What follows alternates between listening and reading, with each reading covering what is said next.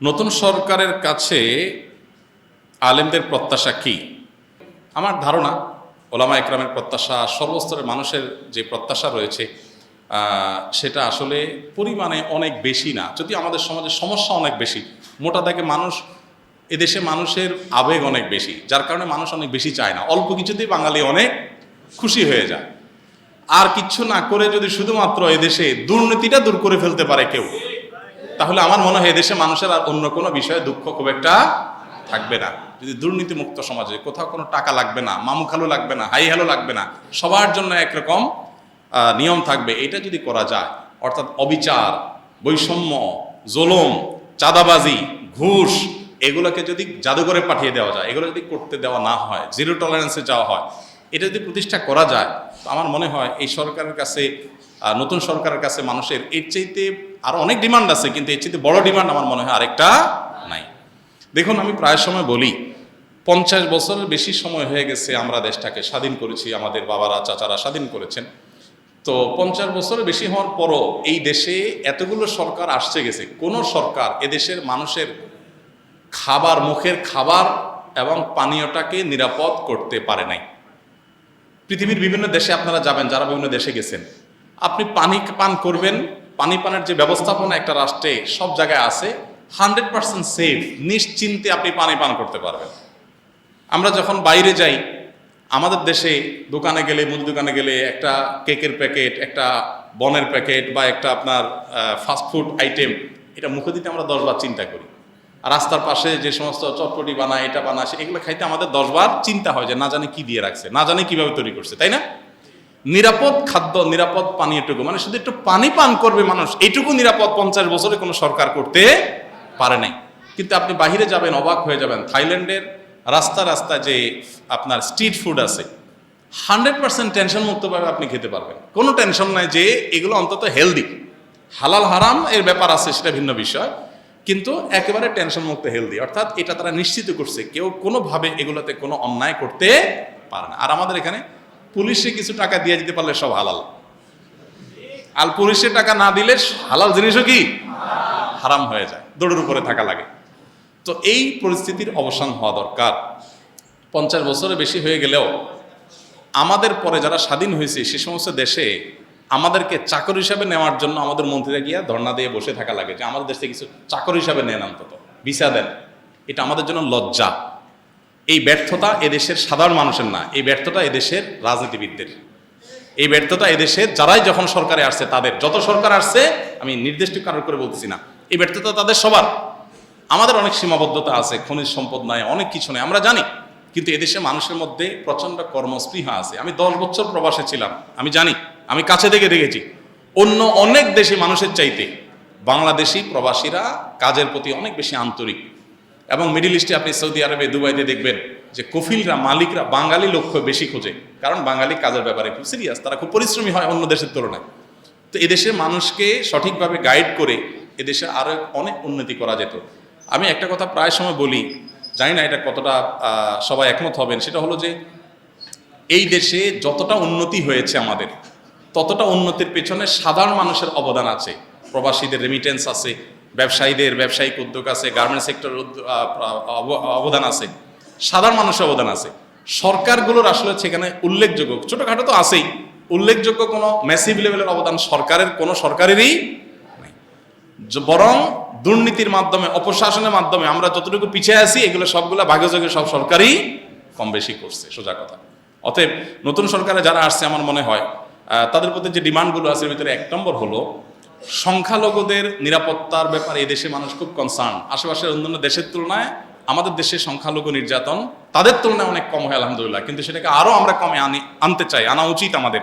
সে ব্যাপারে সচেষ্ট থাকার পাশাপাশি এদেশের সংখ্যা লঘিষ্ঠ মানুষ বা যেই ধর্মের মানুষ সবচেয়ে বেশি মুসলমান, তাদের চিন্তা চেতনা, তাদের বিশ্বাস, ধ্যান ধারণা যেন সরকারের সিদ্ধান্ত, তাদের কথায় কাজে যেন প্রতিফলিত হয়।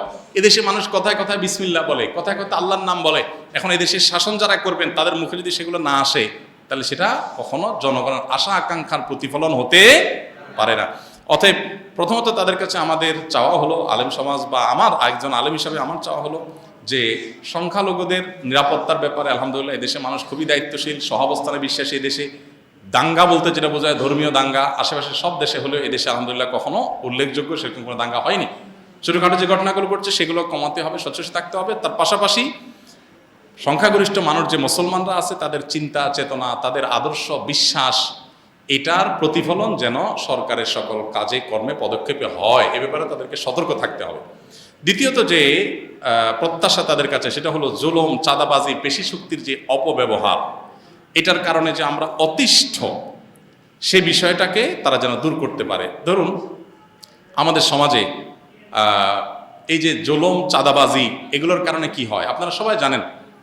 একটা সবজি উৎপাদন করে যে গ্রামের কৃষক, ওই বেচারা সেটার যে দাম পায়, শহরে আসার পর সেটা যে বিক্রি হয়, এখানে গ্যাপ বা ব্যবধানটা আকাশ আর পাতাল। কৃষক হয়তো কেজি 2 টাকা, 3 টাকা, 5 টাকা পাচ্ছে, আর ঢাকা এসে সেটা বিক্রি হচ্ছে 40 টাকা, 50 টাকা, 60 টাকা। এত বড় গ্যাপ কেন হচ্ছে আমরা সবাই জানি কেন হচ্ছে। চাঁদাবাজির কারণে হচ্ছে। রাস্তা রাস্তা ট্রাক থামায়া থামায়া চাঁদাবাজি, সব পর্যায়ে আড়তে চাঁদাবাজি। এই চাঁদাবাজি করা মানুষদের সংখ্যা তো অনেক বেশি না। যদি কোনো সরকার সিরিয়াস হয় যে না আমরা এগুলো বন্ধ করব, তাহলে কৃষকও বেশি দাম পাবে, আবার ভোক্তাও অনেক বেশি দামে কিনতে হবে না, একটা ভারসাম্য ভাব আসবে। অতএব এই যে কোনো মূল্যে জুলুম, চাঁদাবাজি এবং পেশি শক্তির অপব্যবহার এটা বন্ধ করতে হবে। এটা হলো একটা বড় প্রত্যাশা। দেখুন ঢাকা শহরে আপনি মহাখালী যদি যান, কখনো কখনো কারণ বাজার ফ্লাইওভারের এখানে দেখি, আপনারা খেয়াল করেছেন নিশ্চয়ই, বিশেষ করে মহাখালীতে এটা আমার চোখে বেশি পড়েছে, আরও অন্যান্য জায়গাতেও আছে। আমি তো সব দিকে আমার মুভমেন্ট থাকে না, তো এই সাইডে আমার মুভমেন্ট বেশি হয়। আমি দেখেছি যে মহাখালী যে বাস টার্মিনালটা আছে, ওটার আশেপাশে রাস্তার ধারে দেখবেন আপনারা বড় বড় বাসগুলো পার্কিং করে রাস্তার উপরে রেখে দেয়। সন্ধ্যা সারাদিন ট্রিপ মেরে এসে সন্ধ্যার পরে পার্কিং করে, সকাল পর্যন্ত পার্কিং থাকে। এখন আপনি রাত 8টা 9টা বাজে যদি ওই রোডে যান, দেখবেন বিশাল জ্যাম। কেন জ্যাম হয়েছে? কারণ রোডের অর্ধেক 3 লাইন পার্কিং, 3 লাইন কি করছে, বাস পার্কিং করে ধুয়ে দিছে, সকাল পর্যন্ত এটা পার্কিংয়ে থাকবে।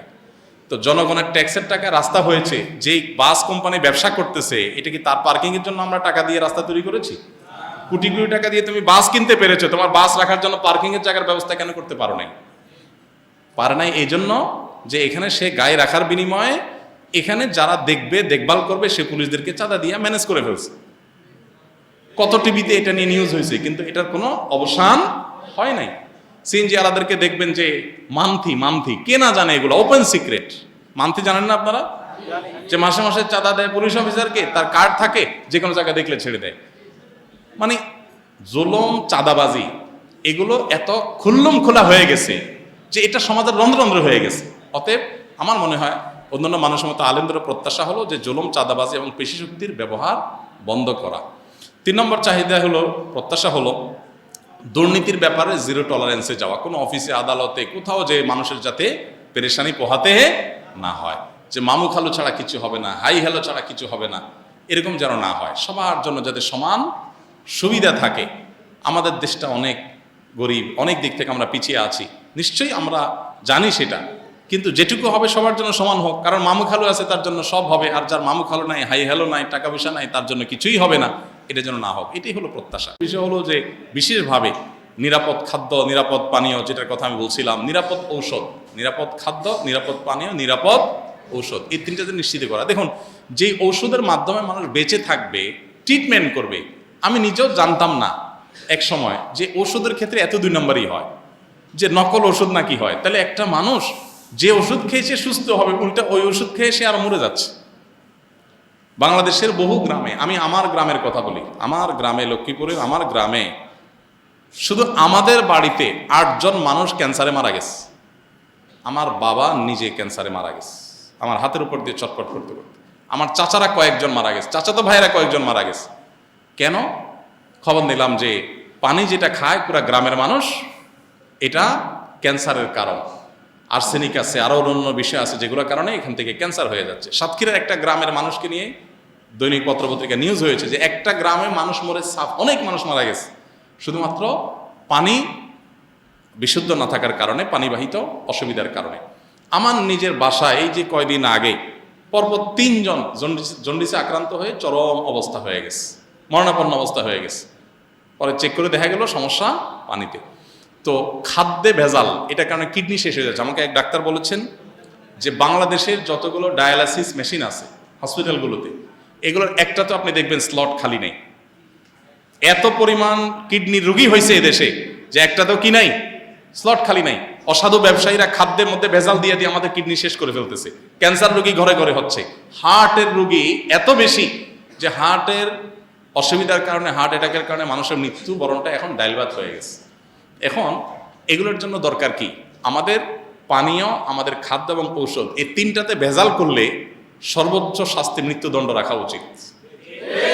কারণ আপনি এগুলাতে ভেজাল দিয়া মানুষকে মৃত্যুর মুখে ঠেলে দিচ্ছে, এটা মানুষ হত্যার কাজই করতেছেন। অতএব এবারে সর্বোচ্চ টলারেন্স রাখা উচিত, কোনো চেহারা না দেখে যে মানুষের খাদ্যে ভেজাল দিলে। আমরা দেখি ভেজাল বিরোধী অভিযান হয়, ম্যাজিস্ট্রেট যা এটা হয় সেটা হয়, আরে রং মিশাই দিয়ে আমাকে শেষ করে ফেলতেছে, আমার কিডনি শেষ, ড্যামেজ হয়ে যাচ্ছে, আমার হার্ট শেষ হয়ে যাচ্ছে, ক্যান্সার হয়ে যাচ্ছে, জরিমানা করতেছে 50,000। আরে 50,000 টাকা তার জন্য কোনো ব্যাপার নাকি? এই জন্য আইনের পরিবর্তন হওয়া দরকার। ম্যাজিস্ট্রেট তো আর কিছু করার নাই, তিনি তো আইনের আলোকেই কাজ করছেন। আইনের পরিবর্তন হওয়া দরকার। নিরাপদ খাদ্য, নিরাপদ পানীয়, নিরাপদ ঔষধ, এটা নিশ্চিত করতে হবে যদি আমাদের বাঁচতে হয়। এত রোগী আমাদের দেশের, কোটি কোটি টাকা প্রতি বছর আপনারা পত্রপত্রিকা দেখেন, ইন্ডিয়াতে যায় ঢেলে আসে, থাইল্যান্ডে যায় ঢেলে আসতে হয়। কেন? কারণ এদেশের চিকিৎসা ব্যবস্থা সেরকম উন্নত হয় না। চিকিৎসা ব্যবস্থার প্রতি এদেশে কি হয়েছে আমাকে বলেন? 50টা বছর ধরে যেটা হয়েছে একেবারে হয় না তা আমি বলবো না, কিন্তু যেগুলো হয়েছে তার চাইতে বহুগুণ বেশি হতে পারত। অপশাসন যদি বন্ধ হতো তাহলে মানুষ অন্তত এই জিনিসগুলো পেতে পারত। তো আমার মনে হয় মানুষের যে নাভিশ্বাস হয়ে গেছে এই অবস্থা থেকে দূরের জন্য মোটা দাগে এই যে পয়েন্টগুলো আছে, দুর্নীতির বিরুদ্ধে যদি জিরো টলারেন্সে যাওয়া হয়, ধর্মীয় বিষয়ে যে আপনার সাধারণ মানুষের চিন্তাধারার বিরুদ্ধে চিন্তাধারা মানুষের মধ্যে পুশ করার অপচেষ্টা করা হয়, এটা খুব ভয়ঙ্কর একটা বিষয়। এটা যে কোনো একটা মুহূর্তে আপনার করতে করতে মানুষের ক্ষোভ চরম আকারে পৌঁছে আপনার সেটা ব্লাস্ট হতেও পারে। এই জন্য বিষয়ে সর্বোচ্চ সাবধান থাকতে হবে। সেই সাথে জুলুম, চাঁদাবাজি বন্ধ করা, দুর্নীতির ভিতরে জিরো টলারেন্সে যাওয়া, নিরাপদ খাদ্য, ওষুধ এবং পানির ব্যবস্থা করা। আল্লাহ তাআলা আমাদের যারা দায়িত্ব নিয়েছে নতুন করে, তাদেরকে আল্লাহ তাআলা সেই শক্তি সামর্থ্য দান করুন। তারা যদি ফেল হয়ে যান তাহলে এদেশে মানুষের যাওয়ার আর কোনো জায়গা হয়তো থাকবে না। আবার ঘুরে ফিরে আগের যে গড্ডালিকা আছে ওইটাতে মানুষের ঢুকতে হবে।